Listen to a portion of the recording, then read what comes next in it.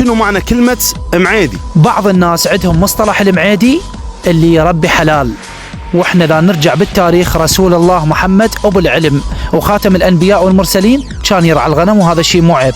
واكو ناس لا، من باب الثقافه اللي ما دارس. انا اعرف ناس دارسين وعندهم شهادات بس ذره اخلاق ما عندهم. واكو واحد من تريد تستهزئ به تصيح للمعيدي، تستنقص لبسه، تستنقص لهجته، او كلهن ذن خطا.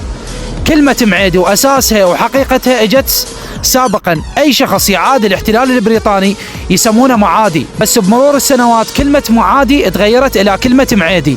او بالعكس، اللي يطلقون عليهم المعدان حاليا جزء من اهل الجنوب عندهم غيره او يوقفون بالفزعه.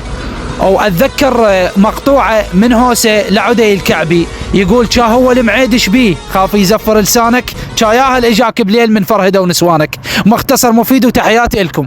كا هو المعيد شبيه خاف يزفر لسانك، كا ياهل اجاك بليل من فرهده ونسوانك.